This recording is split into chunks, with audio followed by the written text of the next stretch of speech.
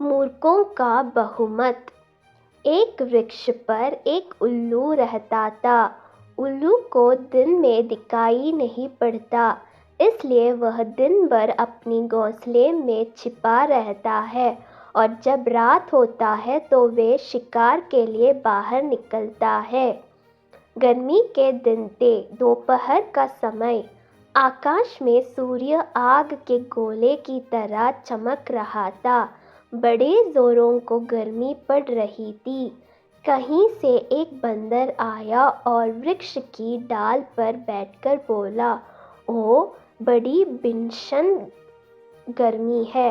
आकाश में सूर्य आग के गोले को तरह चमक रहा है। बंदर की बात उल्लू के भी कानों में पड़ी। वह बोल उठा, क्या कह रहे हो? सूर्य चमक रहा है? बिल्कुल झूठ। चंद्रमा के चमकने के बाद कहते तो मान भी लेता।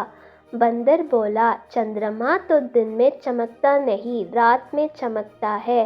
इस समय दिन है, दिन में सूर्य ही चमकता है। सूर्य का प्रकाश जब तीव्र रूप से फैल जाता है तो भयानक गर्मी बढ़ती है। आज सचमुच बड़ी भयानक गर्मी पड़ रही है। बंदर ने उल्लू को समझाने का बड़ा प्रयत्न किया कि आकाश में सूर्य चमक रहा है और उसके कारण भयानक गर्मी पड़ रही है, पर उल्लू अपनी बात पर अड़ा रहा। बंदर के अधिक समझाने पर भी वह यही कहता रहा कि ना तो सूर्य है, ना सूर्य के प्रकाश है और ना गर्मी पड़ रही है। उल्लू और बंदर दोनों जब देर तक अपनी अपनी बात पर अड़े रहे थे तो उल्लू ने अपने दोस्तों के पास चलकर निर्णय करने का विचार किया। बंदर ने उल्लू की बात मान ली। उल्लू उसे साथ लेकर दूसरे वृक्ष पर गया। दूसरे वृक्ष पर सैकड़ों उल्लू रहते थे।